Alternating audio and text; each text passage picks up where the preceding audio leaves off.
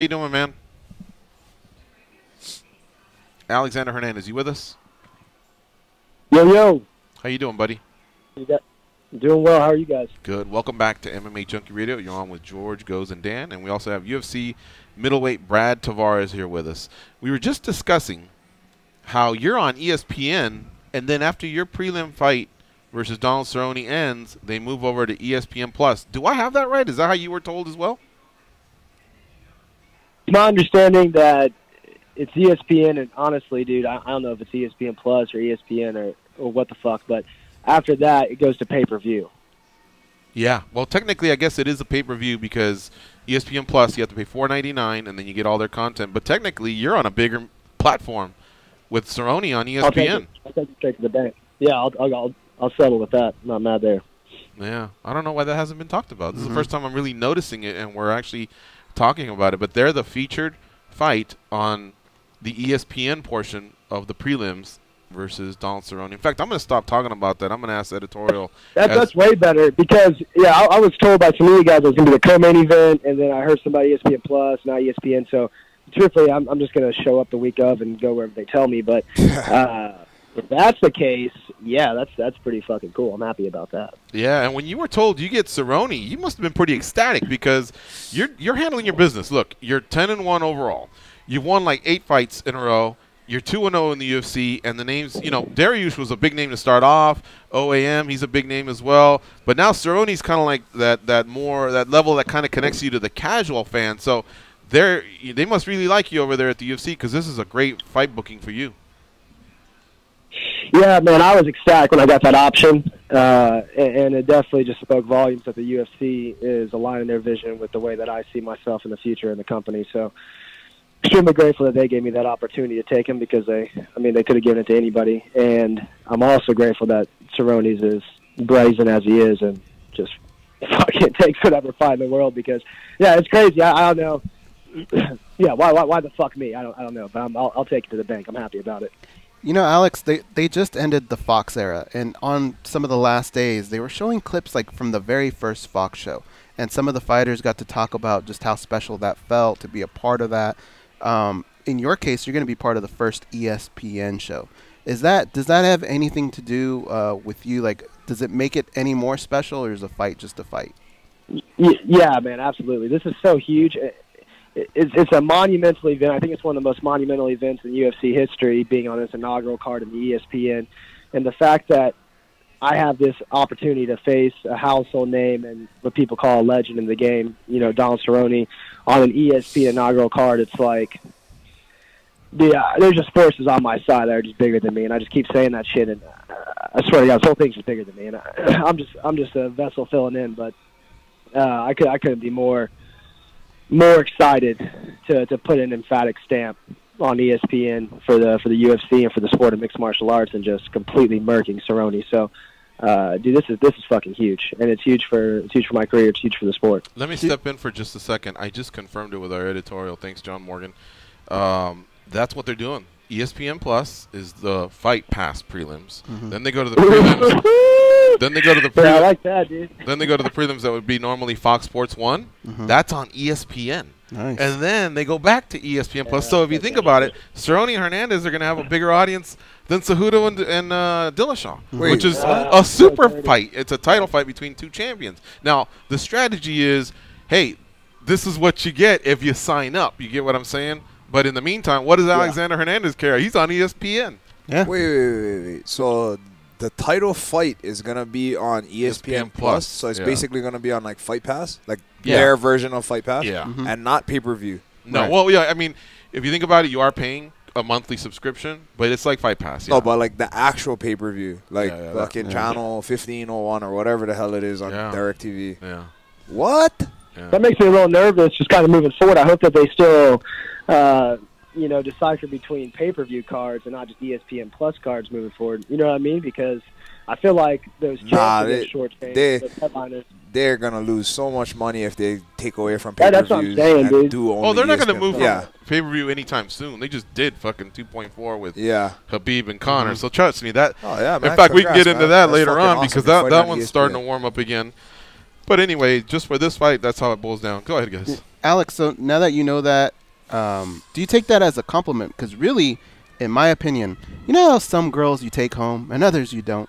I feel like the UFC's taking you home to meet this giant audience. Basically, they're saying, by putting you on this card and putting you in the position you're in, they're saying, hey, if you really like MMA, watch these two guys. They're going to make you want to pay for it.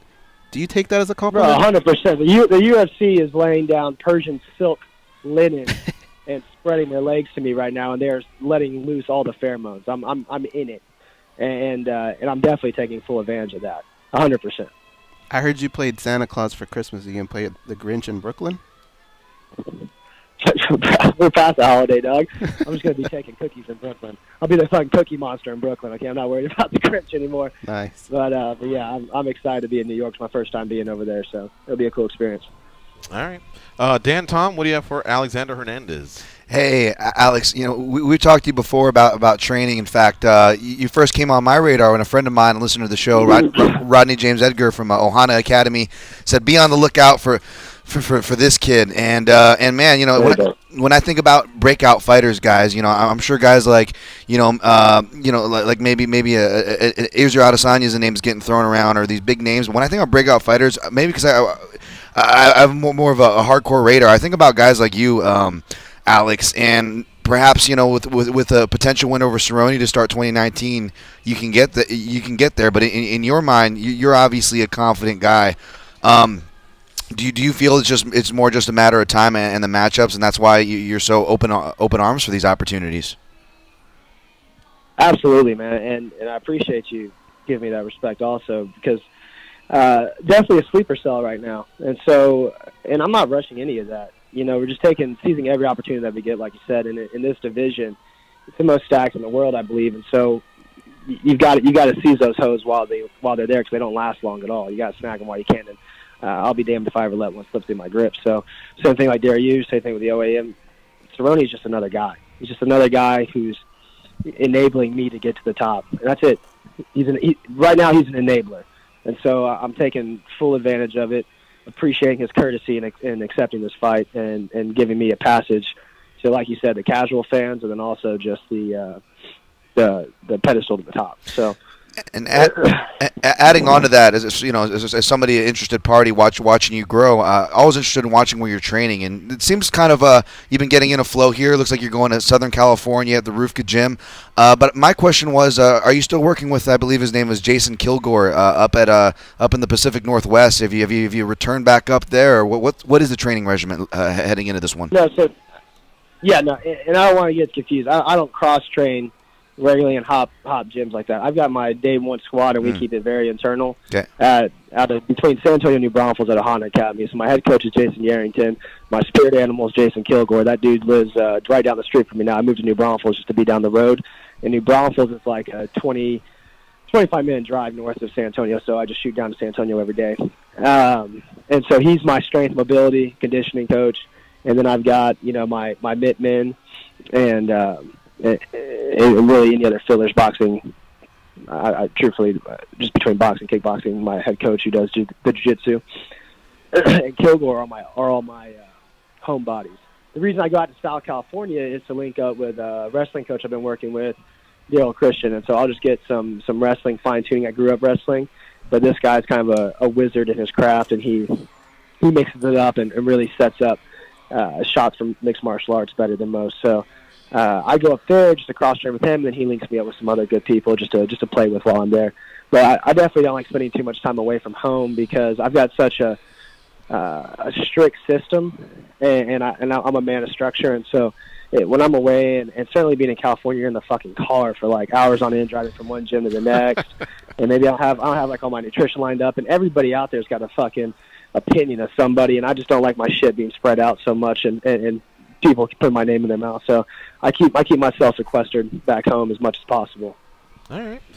We also have UFC middleweight Brad Tavares co-hosting with us today. Brad, what do you have for Alex Hernandez? Do you like whole kernel or creamy sweet corn better?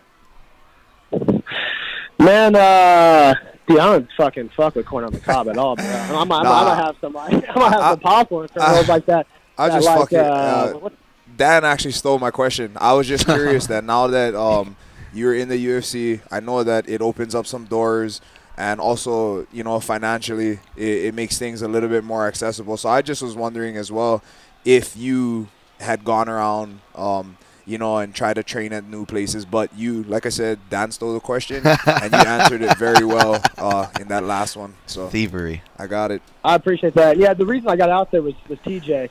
I happened to have a trip planned to L.A. just to catch up with one of my childhood friends around my original scheduled fight, just a regional fight, right? And then I got that last-minute call to the UFC. And so afterwards, I still went on my trip. And serendipitously, all these gyms just started opening up to me because I was in town. And TJ saw I was in there, so he invited me up, and that's how I met that wrestling cat and some of the other people. So, like I said, it's just kind of keeping a good relationship, respect for those guys, and just touching base. You know, in between fights, I might go out there and just get a little tune-up, but I keep my ties close at home. And maybe I think what you're talking about, I go out to Oregon. That's kind of my vision quest, my spiritual journey each time between fights. And me and Kilgore, his Kilgore, is out there in Oregon. And so a guy named Andre. And so we go out there and we do a lot of farming, a lot of mobility, some plant eating, and get a little weird out in the hills. And so, nice. Yeah, that's kind of the only times I really try to stray from home. All right. One last question here. This is either going to be a home run or you're just going to hang up the phone. You know Kawhi comes back to town tonight, right? What's going to go down? Or do you care? Will you be tuning in? You said Kawhi? Yeah. Bro, I'm so bad at sports, dude. I barely keep an. So Kawhi Leonard's one of the best Spurs ever, right? Yeah. He traded Spurs, him to Toronto, and Toronto comes back tonight to play, and I know that's going to be a big deal to other San Antonians other than Alexander Hernandez, obviously. But I was just wondering if you are a fan. Everybody needs to tune into the UFC, bro. I've been preaching it, dude. I mean, fuck the Spurs. God bless them. We know we love them. They put them on for a while, but let's like turn our attention to what's going to carry the city at this point, and you know, humbly speaking, that's going to to be me. So there you go. I like that. We get San Antonio looking in the right humbly direction. Speaking. It's gonna be Alexander Hernandez, Tim Duncan, Vinny Del Negro. That's the power rankings right there. Yeah. I would love to see me and Dave Robinson exchanging jerseys. There we go. I would love to see Alexander Hernandez kind of get some sort of a tribute at a Spurs game. So keep doing your thing, Alex. It's great. It's always great talking to you, my man. Good luck with the rest of the camp, and can't wait to see your fight versus Donald Cerrone on ESPN, big ESPN. Aloha, bro. Yes, sir. Thanks, guys. All right, we'll see you.